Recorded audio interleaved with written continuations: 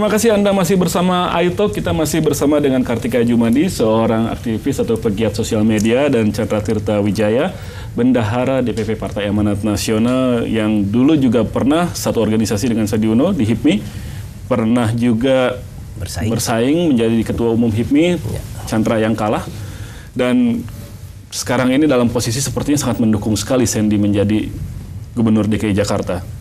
Ya, kita mendukung semuanya yang mau memperbaiki Jakarta. Kebetulan kita punya hubungan emosional yang lebih dekat dengan Bang Sandi, satu organisasi, kemudian kita tahu persis bibit, bobot, dan bebetnya Bang Sandi. Ya, kita dukung. Hasil survei mengatakan jauh sekali di bawah Ahok. Ya, boleh saja. Tapi kan kita harapkan Bang Sandi ini kan aset. Apa yang bisa Anda yakinkan orang-orang akan berbalik pikirannya memilih Sandi Uno? Apanya? Ya, programnya dan juga karakternya Bang Sandi. Aduh, dalam pemilu di sini itu yang namanya program kan susah sekali nyampe ke bawah, ya kan Bang?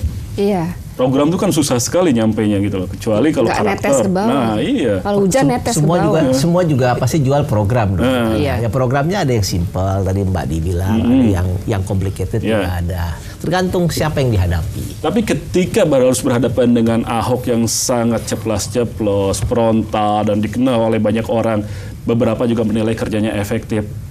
Apa yang peluang bikin Sandi? Pak Ahok sekarang agak sulit kan karena ceplas-ceplosnya. Kan? Kalau dia rem sedikit ya, nggak ada yang berani lawan sekarang. Tapi kan seorang Ahok tidak mungkin berubah ya. Nah, itu makanya kan. Jadi ada peluang di situ. Nggak, kita malah sarankan untuk berubah lah, supaya lebih adem kan. Kalau nggak berubah ya kalah dong Sandi Uno. Ya, kita lihat bisa nggak berubah dianya. Bisa berubah nggak sih Pak Ahok? Pak Ahok nggak bisa. Dia Pasti akan begitu. Dia dari lahir udah begitu. Iya, begitu lahir orang nangis dia ngebentak. Iya. Kalau Bang Sandi kan udah dibentuk oleh ibunya sebagai Min Uno kan. Iya, iya. Iya. Terus saya, pamannya Arif Rahman. Karakter pemimpin itu yang berbeda ini justru unik gitu, memperkaya. Kayak Kasana. Siapa yang pilih silakan. Tapi dengan gaya Ahok yang seperti itu tadi, Anda yakin dia akan bertahan? Enggak juga. Kalau begitu terus juga ya kami kan juga udah melihat ya bahwa publik di Jakarta ada yang menyukai gaya seradak-seruduknya Pak Ahok, tapi ada juga yang menyukai tipe pemimpin yang santun seperti Mas Sandi. Tinggal sekarang apakah segmen pemilihan seperti itu bisa digarap oleh Mas Sandi atau enggak gitu. Momentum apa yang diperlukan oleh seorang Sandi Uno untuk bisa membuat berbalik situasi itu? Ya, publik kan masih melihat Mas Sandi adalah seorang pengusaha nih. Pengusaha kan urusannya gampang nih, hanya ngurusin perusahaan aja. Bisa nggak sih ngurusin masalah di Jakarta yang segini banyaknya? Sosok pengusaha diterima nggak sih sebagai seorang pemimpin? Kan pengusaha dianggapnya itu oportunis, cuma nyari profit aja, agak memeras pada karyawan misalnya. Ya itu mungkin negatif pengusaha, tapi jangan salah ya, pengusaha lah yang membayar pajak. Ya itu idealnya memang seperti itu benarnya. Tapi kan publik belum tentu ngerti. Untuk jadi pengusaha itu nggak mudah, di Indonesia tidak mudah. Jadi kita juga harus menghormati para pengusaha. Dan juga banyak sekarang gubernur, bupati segala macam dari pengusaha. Artinya background pengusaha bisa menjadi advantage, bisa menjadi keuntungan. Sama dengan Mas Bang Sandi ini bukan hanya sebagai pengusaha, dia juga terjun dalam bidang organisasi, yaitu HIPMI. HIPMI juga itu complicated, sama Kadin juga complicated, dan dia juga jadi ketua Persatuan Renang juga complicated. Dan menurut saya itu sudah bisa menjadi modal dia untuk maju ke depan. Tapi memang masih banyak lagi yang perlu, yaitu masalah popularitas. Popularitas ini penting sekali, dan itu momentum yang paling bagus untuk Bang Sandi itu bisa elektabilitasnya tinggi ya ketika dia dicalonkan oleh partainya dan partai-partai yang lain. Itulah momentum. Jadi semua akan terfokus. Kalau sekarang kan masih putar-putar semuanya. Ya. Seperti itu? Iya.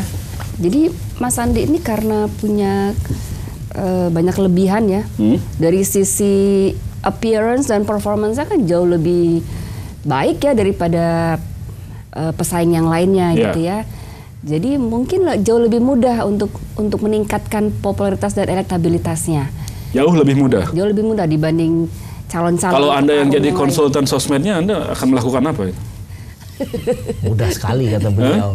Mudah sekali, modalnya udah banyak, udah enak gitu. Kok Anda nggak melakukan? Ya belum kan tadi, belum calon partainya kan belum juga kan. Ya kan, tapi untuk sampai ke sana juga perlu Ya sekarang kan diusahakan. bukan tugas saya kan dari partai, saya sahabat. Oh gitu ya. Silakan yang teman-teman. Sudah pada dari jalan belum Gerindra. sih informasi yang Anda dapat? Sangat jalan. Sangat Mereka- jalan. Mereka intensif, mereka juga masif juga. Kalau Tapi menurut memang Anda yang sudah masih- dijalankan tim Sandi Uno masih- kan tadi katanya masih Ya. Iya. tidak terlalu masif.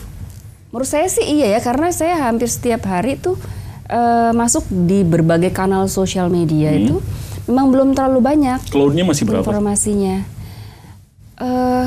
Menurut saya harus mulai dari sekarang karena pengguna sosial media di Jakarta kan 90% lewat smartphone. Dan kampanye Mas Andi sih udah bagus ya, tidak menyerang calon lain, tidak menyerang petahana, itu udah bagus. Iya, iya. Dan Jadi fokus kalaupun aja di kita mau terus programnya. desak-desakan, Sandi Uno tidak akan mau menyerang petahana. Enggak, dia tipenya enggak gitu Mas Andi. Mas Andi tuh tipenya Anda juga nggak adalah- mau ikut menyerang gitu. Oh tidak dong, Iya. tidak menyerah. kecuali di grup-grup. Terus ngapain juga kalau gitu maju kalau memang tidak harus menunjukkan kekurangan dari petahana dan saya lebih baik gitu. Ada waktunya, jangan sekarang. Sekarang kan masih semuanya masih kita lihat bahwa partai-partai kan, dan kita ingin membedakan. Bang Sandi juga tidak kita bebankan dengan hal-hal yang tidak perlu kan. Saya lihat sih begitu. Dia tetap jalan ke masyarakat. Itu yang penting kan, perkenalan dulu. Dari jam 8 pagi sampai jam 12 malam terus-terusan. Tapi hasilnya masih dinilai oleh seorang Kartika Djumadi yang sangat jagoan di sosial media masih belum optimal. Iya. Belum masif. Belum Belum kalau KSN. pemberitaan belum, di media sosial belum, tapi ke masyarakat saya lihat ya dari Bang Sandi lakukan tuh sudah cukup intensif. Seperti sekarang nanti pergi lagi sampai jam 12. Brand apa kira-kira yang Anda bayangkan ketika Sandi Uno datang ke masyarakat? Ya bahwa dia seorang anak muda yang sukses, yang ingin berkarya pada bangsa dan negerinya, terutama untuk DKI, itu yang dilihat. Terlalu rumit nggak itu? Terlalu global ya, kurang details. Nah, Jadi sebenarnya kan leadership sementara Ahok kan sangat sangat details. clear gitu ya. Clear, Ahok itu ya dia ya seperti itu gitu loh, sehingga publik mudah gitu Mengingat Ahok. mengingat Ahok. Nggak gini, Ahok kan waktu sebelum jadi juga nggak tahu juga apa yang mau dilakukan oleh dia kan. Waktu jadi wagub juga nggak ada. Ketika dia jadi gubernur, dia punya posisi untuk melakukan apa aja, baru kelihatan. Ya terlepas dari itu dia Ahoknya. memiliki apa namanya brand yang cukup jelas saat ini. Enggak, sebelum juga enggak ya, saat ini Iya. sekarang. Nah Cuman, sebentar Sandy kan memerlukan itu untuk menyainginya. ya Bang Sandi, saya rasa ini kan masih 1 tahun, nggak ada persoalan. Nanti juga dengan sendirinya akan kebentuk yang mana. Sementara ini kan menjaring aspirasi lah menurut dia apa, bagaimana kekurangan. Kalau sudah kekuatannya Pak Ahok ke sana, ngapain diserang kan? Yang lain saja, itu mungkin begitu. Betul, seperti itu yang harus dilakukan. Tidakkah sebagai seorang calon yang datang belakangan, penantang, challenger dalam sebuah pilkada, Kan sudah ada seharusnya challenger lebih yang lain, kan agresif. sudah ada. Nah, bagaimana juga memastikan dengan challenger yang lain, dengan penantang-penantang yang lain, Sandy itu memang lebih layak untuk dipilih. Ya kita tunggu nanti kalau partai-partai sudah mengajukan, kita lihat gimana. Sebelum partai-partai memutuskan kan akan melihat hasil dari survei dan lain sebagainya. Artinya kan masyarakat sangat penting suaranya. Sosial media sangat penting. Kalau menurut Anda sendiri, Mbak Di, bagaimana supaya Sandy itu paling tidak dapat tiket untuk bisa maju misalnya? Yang pertama, karakter uniknya Mas Sandi itu yang harus diangkat. Uniknya apa menurut Anda? Ya Mas Sandi itu santun, pertama. Yang kedua leadershipnya tinggi. Leadershipnya tuh bagus ya. Paling keren juga di antara para kandidat Ya itu. handsome. Handsome. Ya, itu ibu-ibu. Ganteng lah Anda bilang aja kalau Ya, kayaknya ganteng. ragu-ragu. Handsome is Nah, ganteng. ya, oke. Dan itu kan sebenarnya dan dari sisi edukasi kan paling bagus ya di antara yang lainnya. Oh, Yusril gitu ya. Iza Mahendra, seorang profesor. Kalau Pak Yusril ya hanya sebagian orang aja yang menganggap seperti itu kan. Ini masalah karakter individu gitu. Oke. Kalau Mas Sandi itu sebenarnya ya banyak sekali yang publik Jakarta merindukan sosok pemimpin yang muda, talented ya, dan punya sisi humanisme yang tinggi gitu. Kosmopolitansinya juga. Ya. Boleh? Sesuai dengan Jakarta. Cuman persoalannya mungkin seperti yang Anda katakan tadi memang masih belum banyak dikenal. Sosial media masih belum terlalu digarap. Iya. Dan ketika harus masuk ke sosial media itu harus tampil dengan karakter yang kuat. Yang sudah ada bisa jadi modal, tinggal di-explore saja. Itu aja yang ditampilkan. Oke. Kalau yang lainnya kan muncul dengan menyerang petahana kan. Iya. Kalau Mas Sandi kan cool gitu kan. Bukankah itu dianggap tidak terbius ketika ingin maju sebagai penantang dari petahana dengan tidak menunjukkan apa kurang karakter dia nggak bisa kita rubah ya. Kita mungkin hanya bisa memberikan konten-kontennya saja nanti ya kalau kita sebagai temannya. Tapi saya lihat itu udah bagus lah apa yang dijalankan oleh Bang Sandi, udah jago. Dia tinggal meningkatkan popularitas dengan timnya yang masif. Tadi sosial media, serangan udara, serangan darat, silakan ya dilakukan oleh teman-teman. Itu yang menurut saran kita sih begitu. Tapi kayaknya Mbak Kartika Djumadi ini masih cukup pede ya, Mas Sandi ini masih belum bisa mengatasi popularitasnya Ahok. Iya, masih Ahok sih yang leading sekarang. Mungkin 6 bulan ke depan juga masih Ahok juga. Anda? Ya 1 tahun kemudian baru Bang Sandi. Iya. Jadi ini masih 1 tahun, masih santai, masih Belanda masih jauh kata. Oh enggak, emang 1 tahun cukup panjang kan, pendek Jokowi juga. Berapa? Memang investasi. Meskipun Pak Jokowi kan investasinya sudah jauh sekali sebelumnya. SMK udah dikenal sejak jauh-jauh hari. Tapi kan belum jelas mau maju DKI juga. kan segala macam belum jelas. Nggak pernah dia punya mempromosikan diri DKI, nggak ada. DKI kan akhir-akhir baru dia. Dan itu pun sulit Pak Jokowi waktu itu kan karena masih jadi wali kota kan, jadi hanya bisa Sabtu Minggu kan. Ya, artinya segala kemungkinan masih bisa terjadi. Masih terjadi.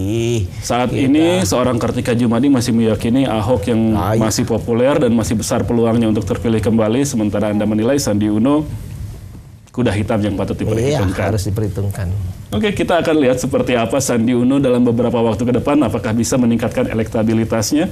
Apakah kemudian bisa dipercaya oleh partainya untuk maju dan mendapat dukungan untuk kemudian berhadapan dengan petahana? Kita lihat, yang jelas kita berharap Pilkada DKI ini bisa memberikan manfaat yang terbesar sebesar-besarnya untuk kemakmuran rakyat. Terima kasih Bung Chandra Tirta Wijaya, terima kasih Mbak Kartika Djumadi, dan pemirsa, demikian tadi perbincangan tentang seorang Sandi Uno, seorang pebisnis yang menyatakan diri maju menjadi kandidat Gubernur DKI Jakarta. Sekali lagi kita berharap semuanya ini pada akhirnya memberikan manfaat sebesar-besarnya bagi kehidupan rakyat. Saya Hardi Hermawan, sampai jumpa.